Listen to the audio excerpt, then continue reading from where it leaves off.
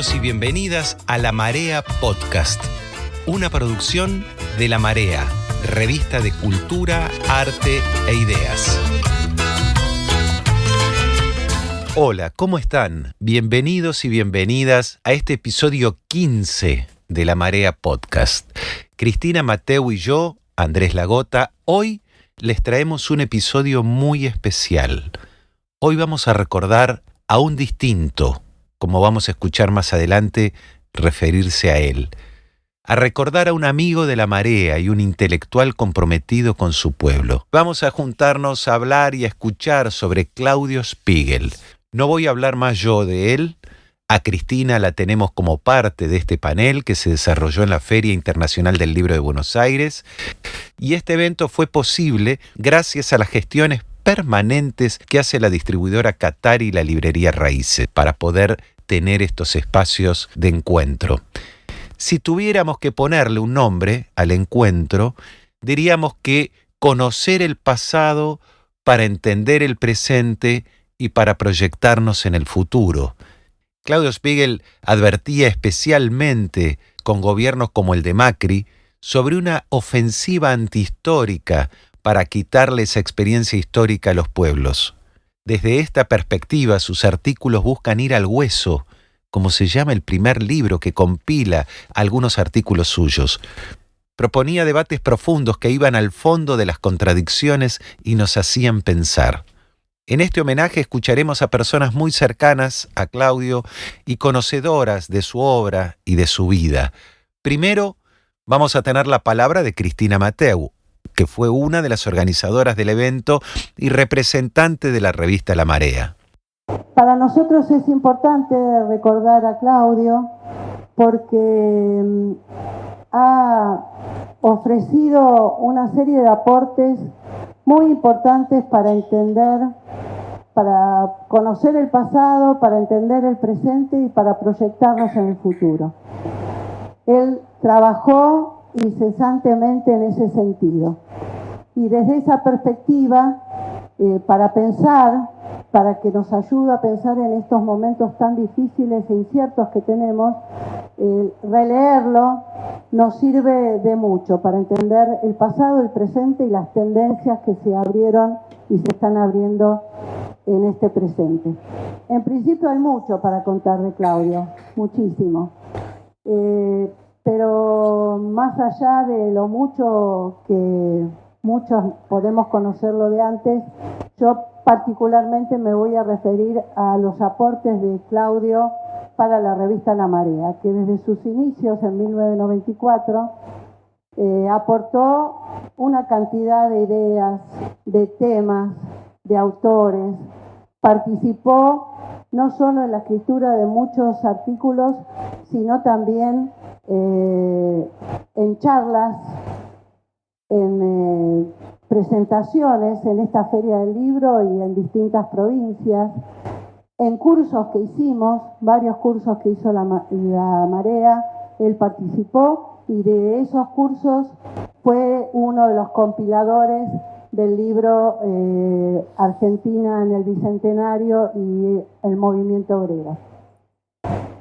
Todas estas cuestiones que estoy contando y muchas más que no estoy contando, las pueden encontrar en la página de La Marea, www.revistalamarea.com.ar, y algunos de los artículos van a encontrarlos en un reciente libro que organizamos y que editó la editorial Prometeo. Muchos de los artículos de La Marea, algunos están editados en esta compilación de artículos de Claudio. Pero particularmente yo quisiera referirme a dos líneas de trabajo que tuvo Claudio en La Marea que fueron muy importantes. Una que les recomiendo en el número 2, una semblanza de José Carlos Mariátegui, que fue un artículo muy importante y muy interesante, pero dos artículos que hacen al título de esta presentación y que era un leitmotiv de Claudio desde el 2001 sobre todo. Él decía que hay una sed de historia del pueblo, y más aún a partir de las luchas populares, y que como contrapartida hay un escamoteo de historia de las clases dominantes que tratan de ocultar y mutilar la historia y la experiencia de los pueblos. Y él decía con el gobierno de Macri que se venía una ofensiva antihistórica, de tratar de quitarle esa experiencia histórica a los pueblos y mutilar gran parte de esa experiencia y de su historia. Desde esa perspectiva, él siempre, con cada uno de sus artículos, apuntó y que lo lograba, ¿no? Realmente, porque fueron artículos que abrieron debates. Él apuntaba a ir al hueso. Él decía siempre ir al hueso, a ir al caracú, y los debates que proponía eran profundos y iban al fondo de esas contradicciones que nos hacían pensar y debatir. Desde esa perspectiva, quiero leerles unos párrafos de estas ideas de Claudio, que plantean en relación, a estos dos artículos de Sed de Historia y La Historia Escamoteada, que son artículos que aparecen en la revista La Marea y que los encuentran también en el libro. También en los 20 años de La Marea, él dio una charla sobre memoria e historia, que también aparece allí. Y entonces en una de esas charlas, discutiendo la cuestión de la memoria, sí, que aparecía desde la lucha contra la dictadura y en el 2001 también, él decía lo que les voy a leer. El pueblo argentino tiene una larga y extraordinaria experiencia de lucha por la memoria, lucha social y política, por rescatar lo que fue ocultado, mostrarlo, desocultarlo, hechos que se ocultan o mutilan en el presente. Una sed de historia, sed de verdades, que constituye una gran necesidad social. Pero hay una lucha ideológica por interpretar, por explicar esos hechos, sus causas, sus consecuencias, tal como condicionan hoy nuestro presente en el instante de peligro. Qué actual, ¿no? Referido a la memoria, decía, la memoria, con ser una conquista, un logro fundamental, no basta con recordar, hay que comprender lo que se recuerda, así decía Vilar. Y para comprender hay que someter los hechos y procesos a un análisis científico. No se trata del hecho chato y encubridor del positivismo historiográfico, sino de una reconstrucción que implica vincular el pasado con el presente, partiendo de nuestras preguntas de cara a la realidad actual.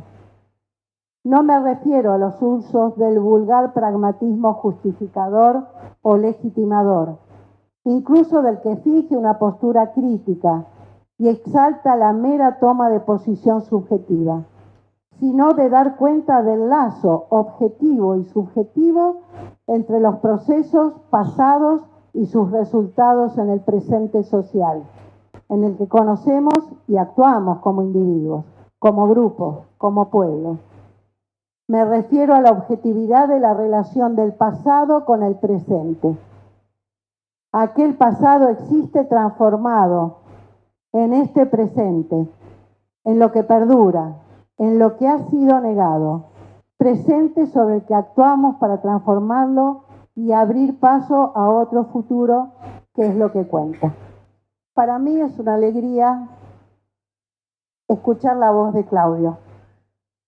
Le pedí permiso a Rosa y a Pablo también, y espero que también lo disfruten ustedes, pero es un tramito de una grabación que hicimos y que me parece que es interesante poner. Una reconstrucción más verdadera del proceso del pasado. Una reconstrucción más verdadera porque implica la conexión de múltiples hechos antes escamoteados y permite entonces pasar de poder, digamos, dar el primer paso de cualquier conocimiento científico, que es poder rescatar empíricamente los hechos mismos, que es lo que fueron ocultados. Por lo tanto, esto tiene mucha importancia porque no es un patrimonio ni un privilegio de los historiadores profesionales el proceso por el cual avance la historiografía, sino que precisamente, aun cuando el pueblo aún no escriba su propia historia, aunque sí la protagoniza, sus acciones permiten develar, desocultar, rescatar aquellos hechos mayoritarios protagonizados por las masas populares o sufridos por las masas populares que la historiografía dominante de distintos signos oculta, escamotea o manipula. Luego vamos a escuchar a Rosa Marcone. Fue su compañera de toda la vida. Rosa nos ofrece una mirada más personal, quizá el detrás de escena, compartiendo anécdotas de la vida de Claudio, incluyendo sus inicios como librero en la librería Galerna y su militancia.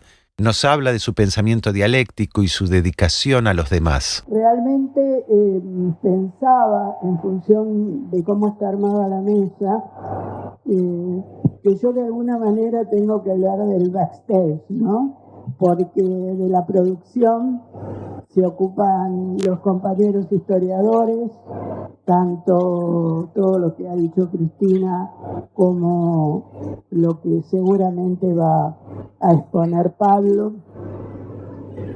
Pero viniendo para acá me acordaba de una anécdota.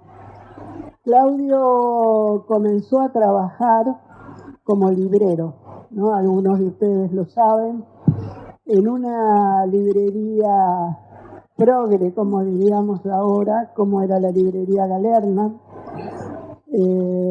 ahí en la calle Tucumán. Al lado había una oficina donde funcionaba y se armaba la revista Los Libros, también conocida por muchos de ustedes. Pero llegado el golpe de Estado, por un tema de seguridad, él renuncia a ese trabajo.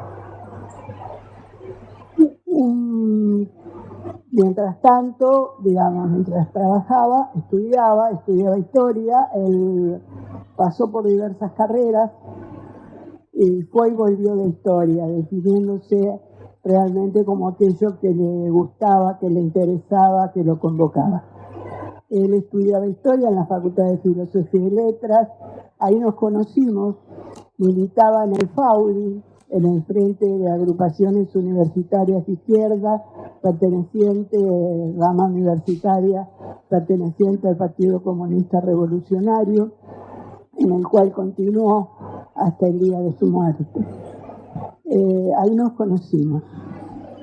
Pero en ese momento, entonces, cuando renuncia a Galerna, ya con una formación de librero muy importante, hay algo que varios le admirábamos, que era que él decía que leía en diagonal. Entonces, leía la contratapa, leía en diagonal y te contaba todo el libro. Pero no porque inventara, ¿no? Sino por oficio.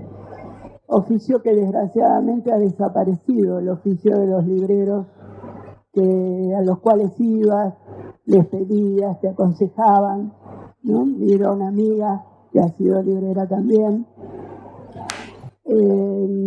Entonces un compañero de la facultad que tenía, digamos, era pariente, de la que fue durante mucho tiempo prácticamente parte de la dirección de la feria. Estoy hablando del 76, es decir, que era la primera feria que se realizara, mucho más pequeña, mucho más discreta, y lo habían convocado a este compañero. De alguna manera eran como cadetes, digamos, ¿no? Por lo tanto empieza a trabajar en la feria y un día, llegando a su casa, unos custodios que había muy cerca de su casa, vivía un militar de alto rango, lo paran. Ya era el 76, se había dado el golpe de Estado. Entonces, bueno, como suelen hacer ahora también, los ponen contra la pared, los revisan, le preguntan dónde va, cuenta que va a su casa, coinciden los datos del documento con su dirección, y en un determinado momento del bolsillo del pantalón, del bolsillo trasero del pantalón, sacan un papel. Cualquiera de nosotros se imagina que en ese momento uno dice, ¿qué es lo que tengo? Y le dicen, ¿qué es esto? Bueno, no se desmayó de casualidad y le leen El arte de la guerra. Y empezó con su estilo, como él hablaba y decía, Maquiavelo, siglo XVI. Bien, es decir, que aún en esas situaciones el tema de los libros, de la historia, de la cultura, estuvieron siempre presentes. Yo tomaría de lo que leyó recién Cristina, cómo era su análisis de la vida social, de la vida política, de la vida cotidiana, y me vuelvo a maravillar de cómo tenía incorporado un pensamiento dialéctico. Es decir, siempre había dos partes, siempre había que mirar un aspecto, la otra dimensión, y a su vez poder definir qué era lo principal. Y eso lo hacía cotidianamente, no solo en la ciencia, sino en las relaciones, en las amistades. Bueno, y ¿qué puedo contar? Digamos, en relación a su vida personal, ya varias cosas las pusimos en los agradecimientos del libro y en otras instancias en las que me tocó hablar de Claudio. Pero lo que quisiera rescatar justamente tiene que ver, y pensando en el día de hoy, ¿no? ¿Cuántos días nos despertamos o conversamos diciendo si Claudio estuviera? Porque justamente ese método, ese pensamiento, esa posibilidad de pensar más allá, nos hubiera esclarecido de muchas cosas. Así como el título de esta charla, ¿no? Esto de la necesidad de recuperar parte del pasado, porque sin conocerlo y sin entenderlo no habrá futuro. Por otro lado, lo que quiero destacar es que fue una persona siempre dedicada a los demás, volcada a los otros, tanto en el ámbito académico, en el cual, bueno, en un determinado momento y con los cambios en la universidad, era obligatorio, digamos, seguir teniendo créditos como para poder tener, bueno, las becas. Muchos de ustedes conocen absolutamente de todos estos, no voy a abundar. Él investigó durante mucho tiempo, desde la Facultad de Ciencias Económicas, las relaciones de Estados Unidos y el peronismo. Cuando en un momento se decidió hacer el doctorado, viaja a Estados Unidos, tiene contacto con documentos del Estado, va a la biblioteca, bueno, y vuelve con una cantidad de libros y de fotocopias impresionantes. Yo pensando en esto, decía, ¿cómo sería hoy día que todo es low cost y lo que tenía? Bueno, esas carpetas creo que están en buenas manos de otros compañeros, de otros colegas, pero como llegaron a casa, ahí quedaron. Y quedaron porque su motivación estaba en otro lado, su motivación estaba en poder seguir desarrollando científicamente, poder ir formando a sus alumnos, a sus egresados. Él, sin ser doctor, asistía igualmente a los doctorandos y maestrandos de distintos lugares, los llamaban de distintos concursos, por el reconocimiento que tenía. Pero además, como muchos de ustedes suelen decir, y lo han dicho en el homenaje en la facultad, apenas murió, rescatando y destacando la pasión y la humildad, ¿no? Dos aspectos que también estaban en la vida cotidiana, que nos alumbraban, que nos daban la posibilidad de conversar, de intercambiar, pero también recordaba que a veces esos aspectos en la vida cotidiana no son todos los días bien recibidos por los que estamos alrededor. Entonces, él contaba de su abuelita polaca, que decía, refiriéndose al abuelo, decía: mi marido es un poeta.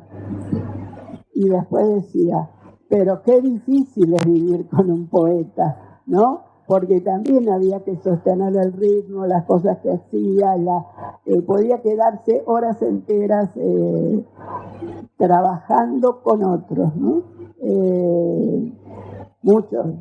Algunos de los que están acá, digamos, se han pasado horas, otros que no han podido estar, pero también se han pasado horas en casa, y él era feliz. Y era feliz con eso, era feliz acompañando a las nuevas generaciones de la universidad, del secundario, que avanzaran en el conocimiento del marxismo.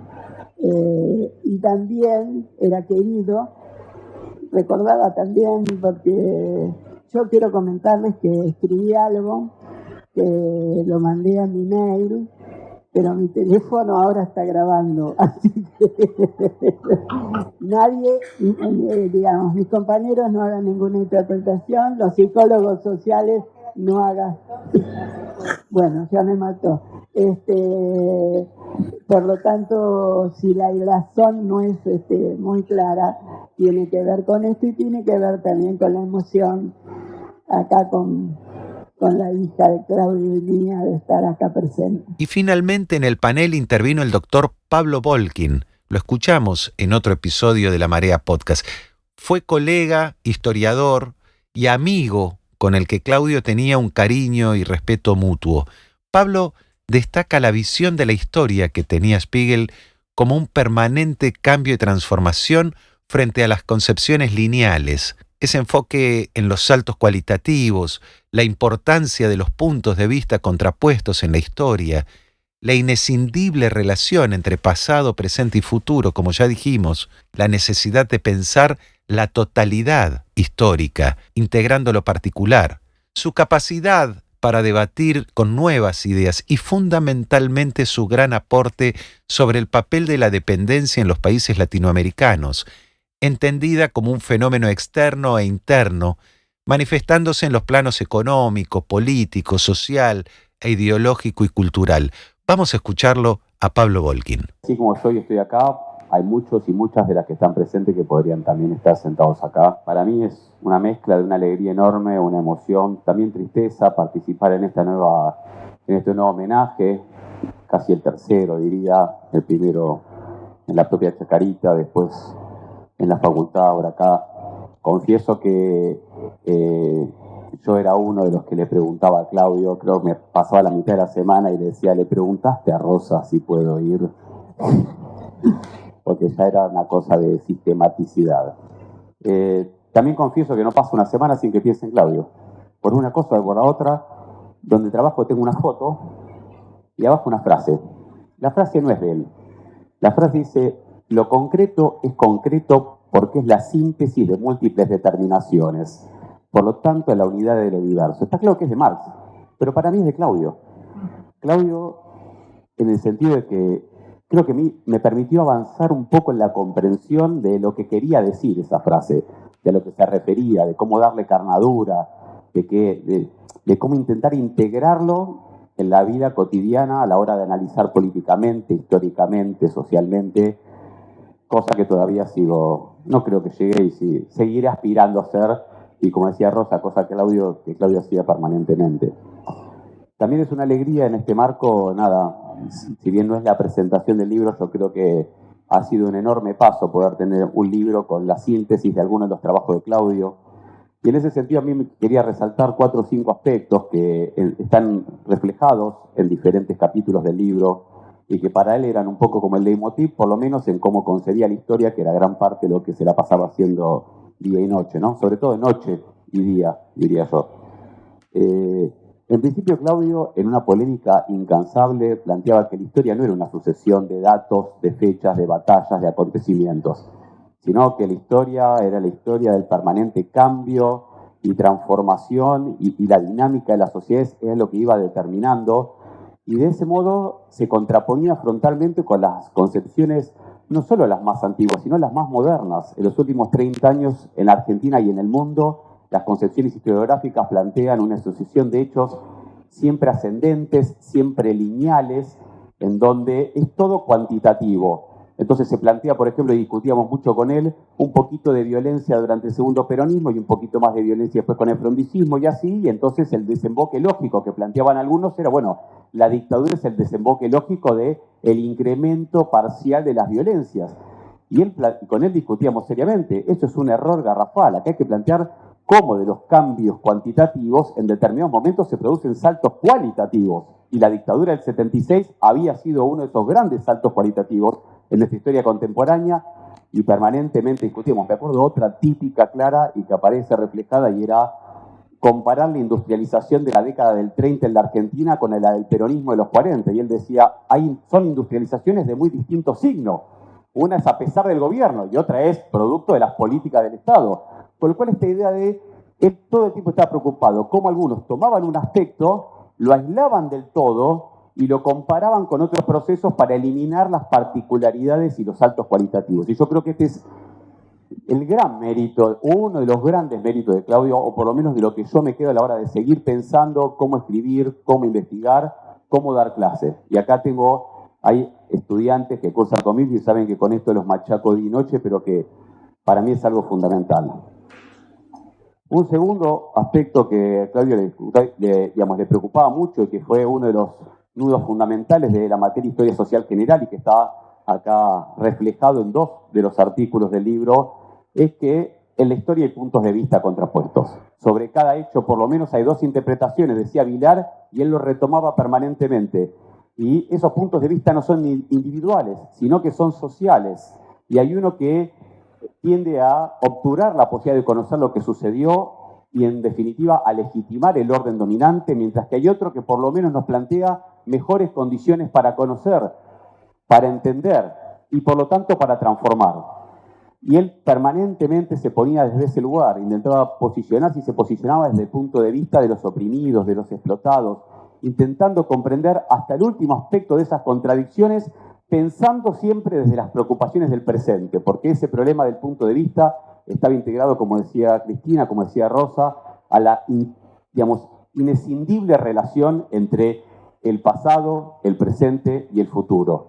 Las preguntas las hacemos del presente, siempre decía Claudio, y de ahí vamos al pasado. Entender el pasado nos permite comprender el presente, y solo comprendiendo el presente estamos en condiciones potenciales de transformar nuestro futuro. Y esa era su preocupación permanente. El tipo era un militante.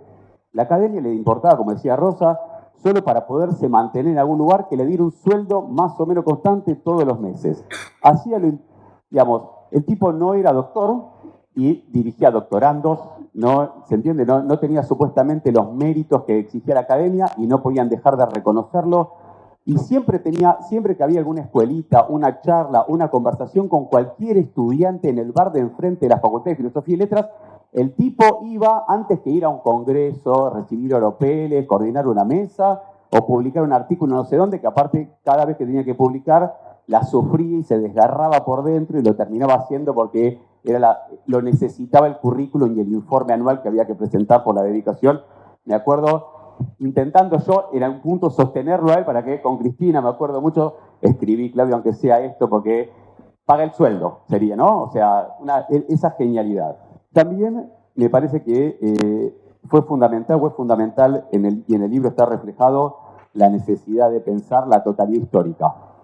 En un momento en donde lo que predominan son las modas y las tendencias, ahora hay la historia de los olores, la historia de los sentimientos, y entonces yo la otra vez hice una reunión y no podía dejar de intentar recordar a Claudio y decir, ¿cómo hace pasar la historia de los sentimientos sin hacer la historia de las sociedades? ¿Quiénes son los que sienten, diría Claudio, ¿no? ¿Quiénes son los que piensan? ¿Quiénes son los que huelen? Bueno, él decía, es fundamental poder integrar ese particular, porque él a mí me decía, no está mal lo que vos estudiás, siempre y cuando tengas presente, y hacía este gesto, la totalidad, decía acá atrás, la totalidad, en donde se inscribe ese particular que vos estás estudiando. O sea, ese particular va a alumbrar algún aspecto de esa totalidad y tiene que reponer a esa totalidad, y vos en ese particular nunca debes olvidarte la totalidad en la cual se inscribe. En esa relación dialéctica es que va a tener sentido lo que vos estás estudiando, que siempre estudiamos un aspecto. Él también estudiaba las relaciones argentino-norteamericanas durante el periodo del peronismo, pero él entendía en qué mundo estaba estudiando, qué Argentina, cómo incidía, cómo previamente y en el futuro. Me parece que esto era parte de su genialidad y del debate permanente, porque en ese debate permanente era un tipo que, como sucede a veces con otros u otras, en vez de cuando venía una nueva moda, una nueva tendencia, el primero que te decía, estas categorías sirven para un barrido y un fregado, o sea, no sirven para nada. Entonces discutíamos los populismos, ¿no? Que ahora están tan de moda, los de derecha, y entonces comparar Trump con Milei, yo creo que Claudio se hubiera levantado de vuelta de la tumba, porque la verdad que es una locura desde el punto de vista del tipo de país, la dependencia, el imperialismo, o sea, para los que conocen un poco su obra saben que esto no iba para atrás ni para adelante. Pero además de eso, y a pesar de eso, era un tipo que salía un nuevo libro y él ya sabía cómo polemizarse, pero se tomaba el laburo de ir a comprar el libro, leerlo y ayudarnos a entender a todos cómo polemizar con eso. Me acuerdo que el de Silvia Federici fue el último que discutimos en términos de que decía los aportes que tiene y al mismo tiempo los aspectos que habría que discutir. Y se tomaba ese trabajo, no es que agarraba el manifiesto comunista y te lo tiraba por la cabeza, o agarraba el imperialismo de Lenin y decía, con esto resolvemos todos los debates. No, se tomaba el laburo de ir a buscar lo que aparecía nuevo y de ver cómo se discutía, retomando lo viejo y analizándolo en el nuevo contexto en el cual esto se estaba desplegando. Un cuarto aspecto que me parece que es fundamental en Claudio y es muy particular en él y que también está reflejado en el libro, es, yo diría, uno de sus grandes aportes a la luz de esto que mencionaba Rosa, y es el papel que tiene la dependencia, ¿no? en los países latinoamericanos. O sea, entender a los países latinoamericanos como países dependientes, y si bien ese no es un descubrimiento, es entender cómo eso opera en un país dependiente, o sea, en un país latinoamericano, qué implica la dependencia, y siempre repetía, la dependencia no es solo un factor externo, que es como solemos asociarlo, porque dependemos del mercado externo, porque dependemos de que supuestamente vengan las inversiones, o tengamos préstamos, ¿no? De capitales, sino que decía la dependencia es un fenómeno externo y a su vez es un fenómeno interno. Y es interno porque esos capitales penetran, y para que esos capitales penetren tiene que haber abre puertas. Y entonces él entendía cómo esa dependencia no solo se expresaba de manera interna y externa, sino que cómo se manifestaba en el plano económico, por donde muchas veces se iniciaba. Discutimos mucho sobre eso con respecto a los chinos, cómo se arrancó, ¿no?, el vínculo con los chinos a partir de venderles soja, y ahora se habla mandarín, y el principal instituto de investigación de la Facultad de Ciencias Económicas donde él trabajaba depende de la embajada china y se llama Instituto Confucio. Digo, para que, y eso, él daba eso como ejemplo concreto de cómo se manifestaba, no solo decía en el plano económico, sino también en el plano político, o sea, cómo hay un sector de las clases dominantes locales que se alían y entrelazan de manera subordinada con los diferentes capitales extranjeros y se transforman en sus socios internos. Eso es lo que él denominó la burguesía intermediaria y fue un gran desarrollo. Bueno, aquí está Pablo Jaite, que elaboró mucho con él también sobre eso y que lo hemos conversado muchísimas veces, que me parece que fue uno de los grandes aportes de Claudio, y no solamente en el plano económico y en el plano político, sino también en el plano social y en el plano ideológico-cultural.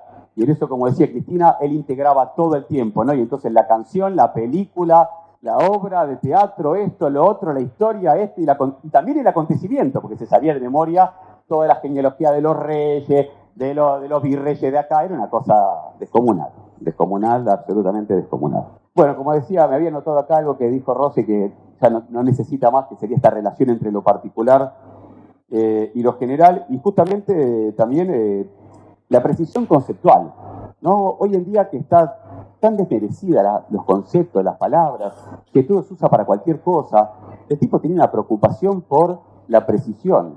Vos hablabas del siglo XIX en América Latina y sus vínculos, por ejemplo, con Inglaterra, y te hablaba de la subordinación comercial, para poder entender el salto cualitativo que se operaba hacia fines del XIX, principio del XX, con respecto a lo que era la dependencia. Entonces, no confundamos, aunque descriptivamente podríamos hablar de la dependencia, o sea, una cosa es la subordinación comercial, otra cosa es la dependencia, y no terminaba ahí, sino que te lo explicaba, y te explicaba por qué una cosa, ¿no? O esto que decía de la industrialización, y podría, bueno, dar miles de ejemplos que Cristina me va a cortar. Todavía no terminé, Cristina, ¿eh? Así que no digo para que no. Y en ese sentido, me gustaría leerles, buscando en los teóricos de Claudio, los teóricos que se desgrababan en algún momento en la Facultad de Filosofía y Letras, en Historia Social General, donde fue un pilar fundamental de la cátedra paralela más grande que tuvo la historia de la facultad, por lo menos del 83 para acá. Y él planteaba que el rescate de hablando ¿no? de los procesos de independencia del siglo XIX en América Latina, y él decía en un teórico, decía, el rescate de las corrientes democráticas y el de las luchas populares en la conformación de las nuevas repúblicas americanas no se debe solamente a un problema de rescate cultural, político, ideológico o moral de esas luchas. No hay que rescatarlas por un problema moral, recordémosla, ¿no? En este sentido, diría él. Dice, repensar esas luchas es un problema de reconstrucción científica del pasado y a la vez para entender que lo derrotado, en tanto necesario, vuelve a expresarse en las nuevas realidades. Y yo lo leía para hoy. Yo lo buscaba hoy y pensaba, ¿qué es necesario para hoy, no? Hoy, en donde el triunfo de este gobierno, mucha gente desilusionada,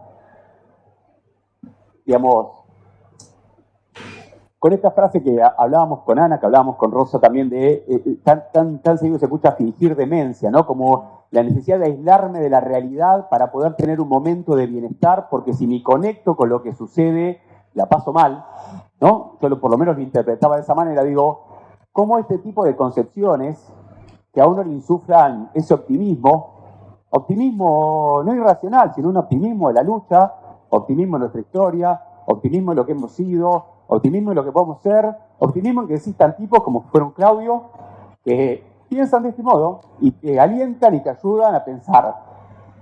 Yo tenía mucho más anotado. Para mí Claudio fue un amigo, un maestro, fue un referente, fue un tipo que me ayudó absolutamente desinteresadamente, y él me decía, no es desinteresado, a mí me interesa que en parte de la dirección ahora de la Cátedra de Social General que él dirigía y que ahora está a mi cargo, es parte de, lo siento más como un homenaje que como una realidad de mi vida, sino un homenaje a él. Y aparte, en los últimos 15 años, desde el 2004 al 2019, nos veíamos una vez por semana, todas las semanas, a tal punto que ya le preguntaba cualquier cosa. Le consultaba sobre historia y le consultaba sobre los hijos, la familia, la pareja, las vacaciones, todo.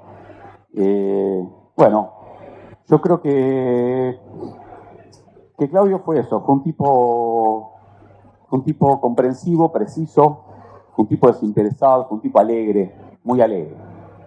Y como a los que nos gusta el fútbol decimos, yo creo que Claudio fue un distinto. Como el panel se transformó en una reunión de amigos y compañeros, también escuchamos a alumnos y compañeras de militancia, a la psicóloga Rosa Nassif, a la directora de la Escuela de Psicología Social, Ana Quiroga, y al abogado laboralista Roberto Carpano. Bueno, primero agradecerles por traerlo a Claudio. Venía pensando en varias cosas. Primero en el contexto, que creo que hace bien traerlo a Claudio. Todos pensamos todo el tiempo que cuánta falta nos haría en este contexto. Pero bueno, traerlo como sea, creo que es un ejercicio que nos hace bien. Por lo menos a mí me hace bien. Me pone contento. Eso era por un lado. Y después venía pensando entre todo lo que decían. Yo lo conocí a Claudio desde otro lado, lo conozco de bebé. Y hice un camino que muchas veces en otros casos de la vida académica, de la vida universitaria, es al revés, ¿no? Que uno conoce muchas veces antes como profesor o como intelectual a alguien y luego lo va conociendo más personalmente. Y yo con Claudio tengo la experiencia contraria. Y siento que eso me marcó en un punto. Voy pensando en las cosas que me fue dejando Claudio, en esto que vos decías, Pablo, como delegado, de esas cosas que él debe haber pensado cómo dejar.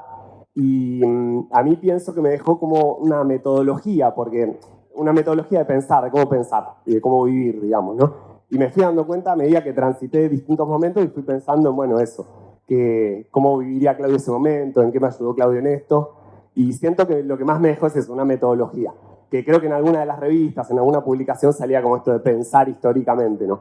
En esta idea, para mí eso es lo principal que me dejó, y me lo dejó incluso a nivel tan fuerte fue la influencia que me lo dejó inconscientemente, porque hubo un montón de decisiones que yo tomé en mi vida que no las ligué a él en absoluto, por caso estudiar historia, y que después me fui dando cuenta que tuvieron una total relación con esa metodología que él me había legado en una comida, en una canción de Pancho Villa o en una salida a caminar ahí por la playa.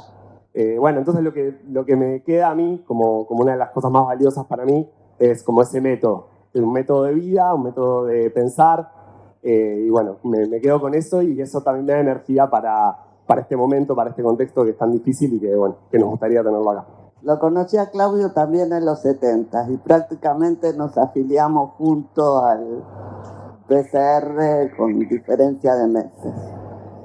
Y después, bueno, de muchos años militamos juntos por más de 30 años. Y lo que yo destaco, por supuesto, todo lo que se dijo acá, pero hay una cosa que por su tarea yo destaco, que siendo un intelectual de la valía que acá se expresó con todos sus méritos académicos, era un tipo que podía, en los lugares más humildes, en los lugares más sufridos, él podía desempeñar la misma tarea, podía hacer lo mismo que hacía en la facultad y todo el mundo lo entendía. O sea, no era un intelectual que se movía en el ámbito universitario nada más. Era un intelectual revolucionario muy valioso. Creo que uno de los más valiosos que hemos tenido. Bueno, yo nada más eso, quería recordar ese aspecto. Comparto todo lo que han expresado y seguramente la emoción que tenemos todos, ¿no?, al recordar a Claudio. Yo quería traer un aspecto de Claudio, y es que él era un gran animador de todas las reuniones y las fiestas, ¿no? Y lo recuerdo siempre como alguien que con la guitarra, ¿no?, y empezaba y podía tocar y se acordaba de todo, lo que le pedías, y en distintos idiomas, ¿no? Entonces para cada uno le cantaba algo, ¿no? A Ana las flores muertas, ¿no? Cosas buenas. Quiero decir que este aspecto de él, de buscar en la música, en las canciones, la forma de transmitir, ¿no? También lo llevó a una tarea que él tenía en el partido, que era de educación. Él era responsable de la educación en el PCR, pero los jóvenes, los que más se acuerdan, además de lo que le enseñaba, es el cancionero que construyeron juntos, ¿no? Y un cancionero que reflejaba las esperanzas y las luchas de todos los pueblos, revolucionarias y también de liberación, y las aprendían a cantar. Y bueno, y uno se quedaba por ahí en cada época, ¿no?, con las de la Guerra Civil Española, las italianas, las de los partisanos, y era también la Revolución Mexicana, y pensándolo, era entiendo yo, ¿no?, una cosa intuitiva pero profunda, de que eso era también la historia, ¿no? La historia de las vidas, de las luchas, transmitida a través de los sentimientos, y que eso iba a quedar quizás con más profundidad que una idea que por ahí podía transmitir. Así que lo extrañamos siempre a Claudio, y lo extrañamos también en esa faceta tan integradora de nuestros encuentros. Quería comentar que compartimos con Claudio durante muchos años la tarea docente en la maestría en Psicología Social en la Facultad de Psicología en Tucumán. Y la verdad que a mí me asombraba la capacidad, lo que iba descubriendo cada año, ¿no? Era la capacidad que tenía para enamorar sobre temas que no siempre son fáciles, como es todo el desarrollo de la estructura social y de la historia. Y eso que ustedes comentaron aspectos de esas dos partes o de las muchas partes de las que Claudio hablaba, ¿no? Que era un docente que tenía una enorme rigurosidad, pero que de pronto tenía un lenguaje que te sorprendía y que te dejaba más clara la idea que si fuera el lenguaje súper académico. Me venía hablando y entonces supongo que para hablar de un salto cualitativo decía, y entonces, ¡pumba!, la lucha de clases. Entonces quedaba mucho más grabado y la verdad que nuestros alumnos lo querían apasionadamente. Alrededor de lo que se ha dicho acá sobre su obra, que comparto también, lo reitero totalmente, y teniendo en cuenta lo que se señalaba, de que creo que lo señalaba Pablo, la elaboración sobre cómo la otra parte de la historia, la otra corriente, toma hechos para en realidad ocultar lo esencial del hecho que se produce. Creo que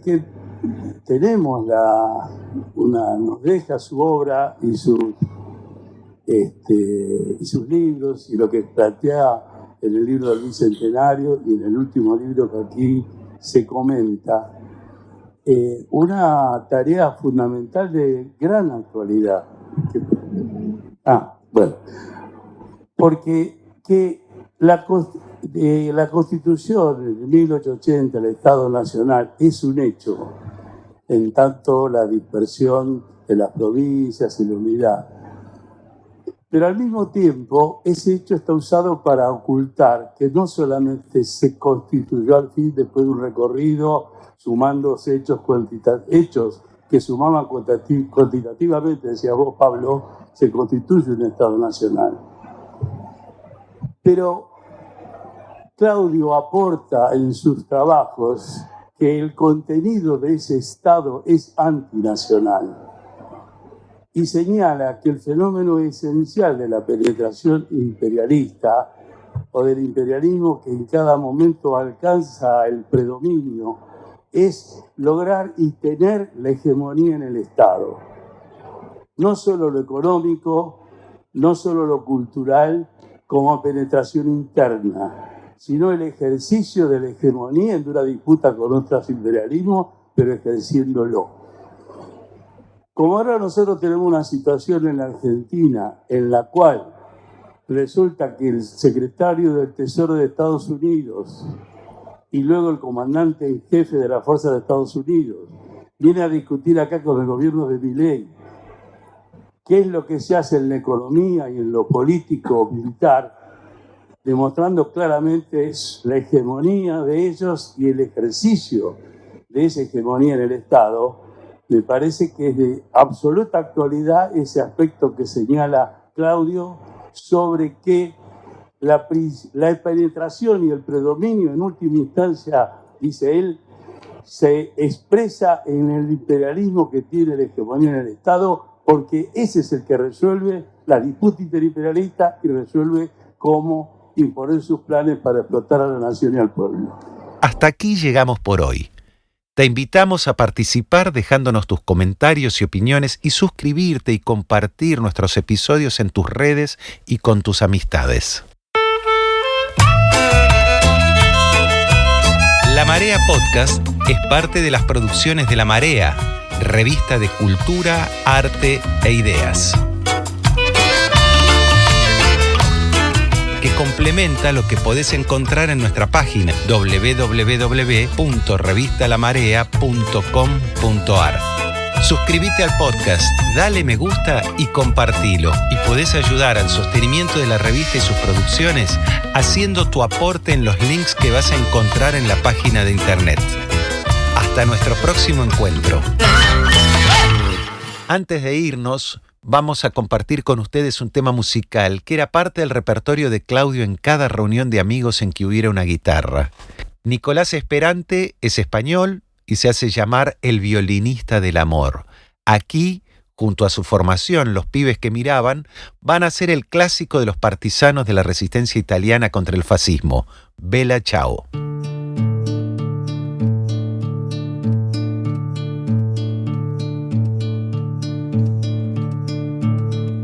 Una mattina mi sono alzato, bella ciao, bella ciao, bella ciao, ciao, ciao. Una mattina mi son svegliato e ho trovato l'invasor.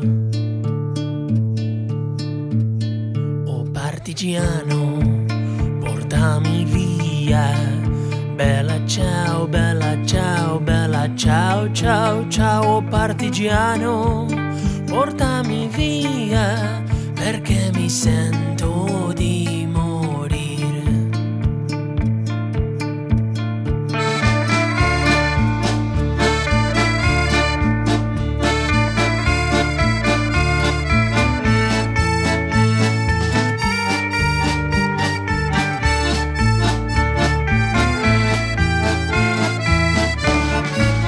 E se io muoio sulla montagna, bella ciao, bella ciao, bella ciao, ciao, ciao. E se io muoio lassù in montagna, tu mi devi seppellire, e tu mi devi seppellire.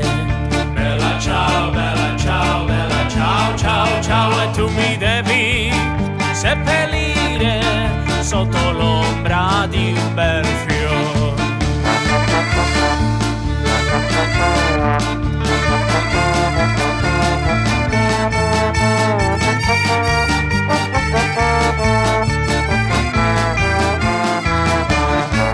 Tutte le genti che passeranno, bella ciao, bella ciao, bella ciao, ciao, ciao. Tutte le genti che passeranno,